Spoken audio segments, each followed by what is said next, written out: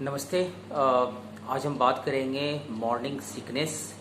सुबह में उठते के साथ आपको काफ़ी ज़्यादा शरीर में थकान होती है, आपको उठने का मन नहीं करता। मॉर्निंग सिकनेस बोलते हैं, कॉमनली इसे मॉर्निंग सिकनेस ही बोलते हैं।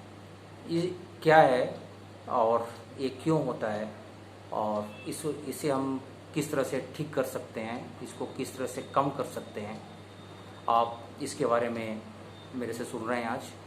इम्पोर्टेंट ये है कि ये होता क्यों है। तो इसके बहुत सारे कॉजेज़ हो सकते हैं, बहुत सारे कारण हैं। उसमें से एक तो मेडिकल कारण है।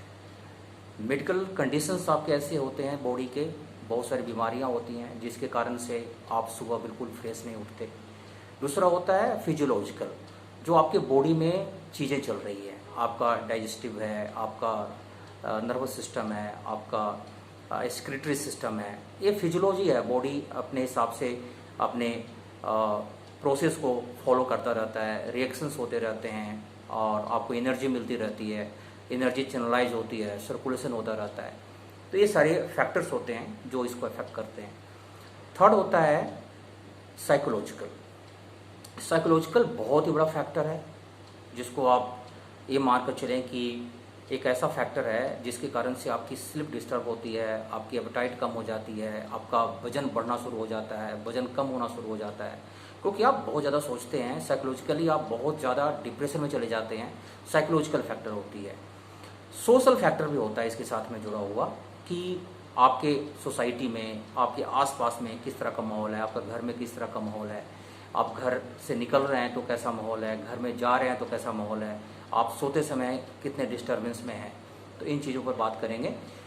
सबसे पहले आते हैं मेडिकल पर। मेडिकल कंडीशन जो है वो आपको किस तरह से अफेक्ट करता है। कोई आपको बीमारी है जिसके कारण से, बीमारियों में एक बीमारी हो सकती है कि आपकी कोई ट्रॉमा हो गई, कोई आपकी फिजिकल इंजरी हो गई, उसके बाद आपको ऑपरेशन हुआ तो आपको मॉर्निंग में बहुत ज़्यादा स्टिफनेस फील होती है, पूरे रात आप सो नहीं पाते। आप उसके लिए डॉक्टर से मिलें, उसके लिए आप फिजियोथेरेपिस्ट से मिलें। कोई लोअर बैक की प्रॉब्लम है, नेक में प्रॉब्लम है जिसके कारण सब सो नहीं पा रहे और आपका मॉर्निंग में बहुत ही मुश्किल से उठना होता है। आपको सुबह सुबह उठने के साथ में हाथों में बहुत ज़्यादा टाइटनेस है, आपको उठने का मन नहीं कर रहा, आपको लग रहा है 1 घंटे और सो लूँ। आपका यूरिक एसिड बढ़ा हुआ हो सकता है जो आपको इस तरह के सिम्टम देता है।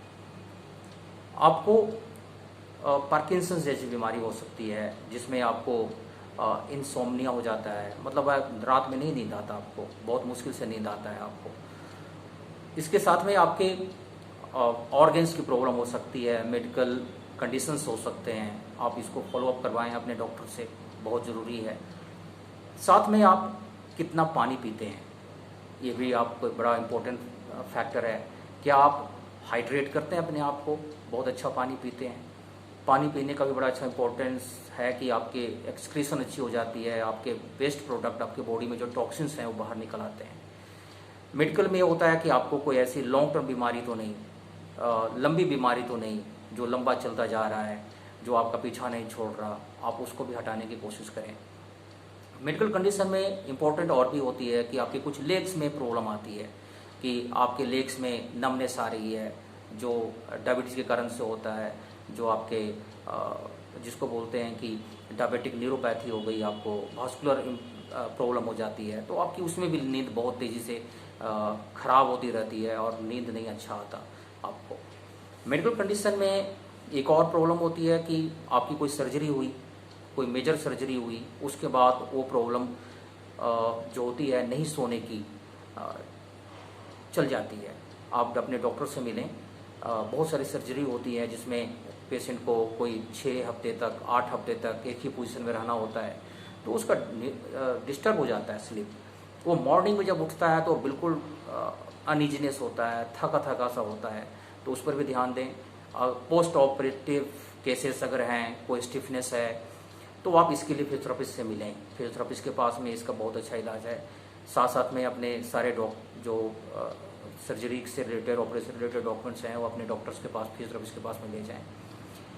मॉर्निंग में उठें तो इम्पोर्टेंट ये है, आप ये देखें कि किस तरह से आप उठते हैं।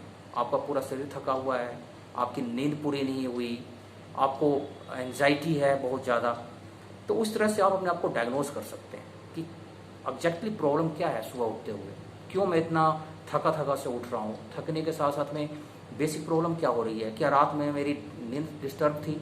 तो आप सही डॉक्टर का चुनाव कर पाएंगे इस प्रॉब्लम के लिए। इसको आप मॉर्निंग सिकनेस को आप इतना हल्के में ना लें, ये बहुत सारी बीमारियों का कारण हो सकता है या बहुत सारी बीमारियों का कारण है। तो आप इसके लिए सही डॉक्टर का चुनाव करें।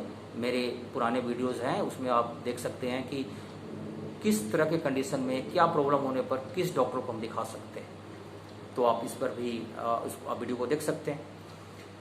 मेडिकल कंडीशन में ब्रॉडली ये सारे डिवाइडेड है। आपका डाइजेशन कैसा है, आपको गैस तो नहीं बन रहा, आपने खाना खाया बहुत एसिडिक हो गया, आपको पूरे रात नींद नहीं आई, तो ऑब्वियसली आप सुबह बहुत अच्छा नहीं उठेंगे, आप बहुत फ्रेश नहीं उठेंगे। तो आप फिर से जब काम पर जाएंगे तो पूरे दिन थकेंगे, फिर से रात में आएंगे, तो वो एक साइकिल चलती रहती है। ये साइकिल लंबी हो जाती है और अब उसको आप टैकल नहीं कर पाते, आप उसको ट्रीटमेंट नहीं ले पाते, तो ये एक कॉम्प्लिकेशंस बन जाती है आने वाले समय में। कॉम्प्लिकेशंस ना बनने दें। कॉम्प्लिकेशंस बनने के बाद इसका ट्रीटमेंट बहुत इजी नहीं है, बहुत आसान नहीं है, आप चक्कर लगा करके थक जाएंगे। डाइजेशन को जरूर में ध्यान में रखें, क्योंकि अपसेट होना, अगर आपको डाइजेशन की प्रॉब्लम है और बहुत ज़्यादा गैस बन रहा है, तो क्या आपने या आपके डॉक्टर ने कभी स्टूल टेस्ट करवाया, यूरिन टेस्ट करवाया? क्योंकि जो आप खा रहे हैं आपको तो पता है, लेकिन क्या खाने के बाद जो आप निकाल रहे हैं, क्या आपको पता है वो क्या निकल रहा है? क्या वो डाइजेस्टेड पार्ट है या फिर अनडाइजेस्टेड फूड है? तो आपके स्टूल टेस्ट में पता चल जाता है कि उसमें कितना फैट आ रहा है वापस, कितना प्रोटीन आ रहा है वापस, और बाकी मिनरल्स और ट्रेस एलिमेंट कितने आ रहे हैं। अगर आपने खाना खाया और उसमें लगभग 40% प्रोटीन बाहर आ गया, आपके स्टूल में आ गया, तो आपके खाने का कोई ज़्यादा बेनिफिट नहीं मिला आपके बॉडी को। तो आप इस पर ध्यान दें। यूरिन चेक जरूर करवाएं। यूरिन बहुत छोटा सा टेस्ट होता है, 100-200 रुपये का टेस्ट होता है, उसमें पता चल जाएगा कि आपकी यूरिन का पीएच कितना है, एसिडिक है या अल्कलाइन है। कोई उसमें डेड सेल्स तो नहीं, कोई उसमें माइक्रो ऑर्गेनिज्म तो नहीं जो आपको मुश्किल में डाल रहा है, जो आपको यूटीआई कर सकता है, जो आपको अंदर ही अंदर मुश्किल में डाल रहा है। फ्रिक्वेंट मैक्चुरेशन करवा सकता है आपसे, बार बार पेशाब आता रहता है आपको। ये सब चीज़ें डायग्नोस करने की ज़रूरत है। अगर आप नहीं करवा पा रहे हैं तो आप ज़रूर करवाएं, मेडिकल प्रैक्टिशनर से मिलें इसके लिए, और ख़ास अच्छे डॉक्टर से मिलें। मेडिकल कंडीशन में हार्ट से रिलेटेड प्रॉब्लम हो सकती है। कुछ लोगों को जिसमें नींद नहीं आती, काफ़ी उनको ज़्यादा धड़कन तेज होती है, या फिर उनको फील नहीं होता अच्छा, नींद नहीं अच्छा आता, एंजाइटी होती है बहुत ज़्यादा, वो अलग एक अलग ही चैप्टर है जो सोशल एंड साइकोलॉजिकल फैक्टर है, उसमें मैं अभी डिस्कस कर रहा हूँ, आगे करूँगा मैं। इतना एक कंडीशन है। इस कंडीशन को आप अच्छे से समझें, अपने आप को डायग्नोज करवाएं, डायग्नोज करवाने के बाद इसका ट्रीटमेंट लें, सही डॉक्टर से ट्रीटमेंट लें। सेकेंड पॉइंट है फिजियोलॉजिकल, जो मेडिकल कंडीशन के साथ में जुड़ा हुआ होता है। फिजियोलॉजी का मतलब होता है बॉडी फिजियोलॉजी, आपके बॉडी में क्या चल रहा है, आपके ब्रेन में जो रिएक्शंस चल रहे हैं, केमिकल रिएक्शंस चल रहे हैं, जो बॉडी में केमिकल रिएक्शंस चल रहे हैं, जो आपका ऑर्गन काम कर रहा है, ये किस तरह से काम कर रहा है। क्या आपने कभी इस तरह के प्रॉब्लम में आपके डॉक्टर ने या आपने कभी ये सोचा कि हम एक रूटीन चेकअप करवाएं? 60 साल 50 साल हो गए, कोई चेकअप नहीं करवाया। आप अपने liver, internal abdominal, whole abdomen का आप अल्ट्रासोनिक करवा सकते हैं अपने डॉक्टर से बात करके। इसमें मेडिकल प्रैक्टिशनर ही आपको हेल्प करेगा। उसमें पता चल जाएगा कि कौन सा ऑर्गन कैसा है, उसका शेप साइज कितना है, क्योंकि shape and size he decide करता है कि आपका ऑर्गन सही है या नहीं है। उसके अंदर में जो चेंजेस हैं वही पता चल जाएगा आपको। लंग्स कैसा अच्छा काम कर रहा है, क्या आपको सांस लेने में तकलीफ तो नहीं हो जी, आपकी फिजियोलॉजी कितनी अच्छी है लंग्स की, क्या कोई ऑब्स्ट्रक्टिव प्रॉब्लम तो नहीं है आपको, लंग्स में कोई पुरानी प्रॉब्लम है वो आपको एक्सरे में पता चल जाएगा, ये भी करवा सकते हैं। आपका सोते समय कोई प्रॉब्लम तो नहीं आ रही है, इनसोम्निया तो नहीं है, वो भी एक साइकोलॉजिकली आप उसको आप देख सकते हैं कि सोते समय हम क्या सोचते हैं, नींद क्यों नहीं आती, वो एक अलग चैप्टर है, वो अगले कुछ ही समय में बात करेंगे। लंग्स का इंटरनल ऑर्गन के सारे का चेकअप करवा सकते हैं आप, क्या बॉडी फिजियोलॉजी कितनी अच्छी है आपको पता चल जाएगा। जनरल फिजिशियन आपको गाइड करेंगे बहुत अच्छा इसमें कि आपके बॉडी में क्या चल रहा है, आपकी उम्र के हिसाब से आपका ऑर्गन ऑप्टिमाइज्ड है या नहीं है, क्या ऑप्टिमल काम कर रहा है या नहीं कर रहा है, आप इसके लिए उनसे बात कर सकते हैं। आप अपना बॉडी वेट भी चेक कर रहे हैं कि इतना कितनी उम्र में आपकी बॉडी वेट कितनी है, हाइट और बॉडी वेट का रेशियो आप देख सकते हैं। आपको इजीली पता चल जाएगा कि आपकी हाइट कितनी है तो आपकी बॉडी वेट कितनी होनी चाहिए। आप बहुत ज़्यादा ओबीस तो नहीं है, बहुत ज़्यादा थीन तो नहीं है, ये भी आपके बॉडी फिजियोलॉजी को अफेक्ट करता है। थर्ड आती है आपका साइकोलॉजिकल। साइकोलॉजिकल बहुत ही इम्पोर्टेंट फैक्टर है मॉर्निंग सिकनेस में, क्योंकि मॉर्निंग सिकनेस का मैं तो जहाँ तक जानता हूँ 50 से 60% पार्ट जो है वह साइकोलॉजी का है, ह्यूमन साइकोलॉजी है। आप साइकोलॉजी में ये जानते हैं कि ह्यूमन बिहेवियर के बारे में पढ़ते हैं हम। आप इसमें ये जानना चाहेंगे कि मेरे को नींद क्यों नहीं आ रही है। उसके बहुत सारे कारण हो सकते हैं, बताया मैंने आपको। मेडिकल हो सकता है, फिजियोलॉजिकल हो सकता है, आपका साइकोलॉजिकल कारण भी है। अभी साइकोलॉजिकल कारण मैं आपको डिस्कस कर रहा हूँ। अब किसी को कोई बीमारी है, लाइक पार्किंसंस ले लें आप, तो उसमें है पेशेंट को ट्रिमर्स आते हैं, इंटेंशन ट्रिमर्स आते हैं। मतलब जब कोई काम करता है तब उसका हाथ कांपना शुरू हो जाता है, हिलना शुरू हो जाता है। इसमें इंसोम्निया होती है, मतलब नहीं सोने की आदत होती है। इसमें एक और होता है, उसे बोलते हैं RLS, रेस्टलेस लेग सिंड्रोम बोलते हैं, कि जब आप कुछ करना स्टार्ट करते हैं तो फिर आपका हाथ पैर हिलना शुरू हो जाता है। इसमें एक और चीज बोलते हैं, उसे बोलते हैं ADHD, attention deficit hyper activity disorders बोलते हैं इसमें। क्या ये तो नहीं है? जब कोई काम करना स्टार्ट करते हैं तो आपको एक्टिविटी तेज हो जाती है। ये एसोसिएटेड होती है पार्किंसंस के साथ। पार्किंसंस के पेशेंट बहुत सारे ऐसे मेडिसिन खाते हैं जो प्रो डोपामिन होते हैं, सिन डोपामिन खाते हैं, पैरामीप्रेक्स खाते हैं, और इस तरह की मेडिसिन होती है। ज़्यादा मेडिसिन नहीं बताऊंगा मैं, क्योंकि लोग आजकल यूट्यूब पर सुन करके मेडिसिन स्टार्ट कर देते हैं।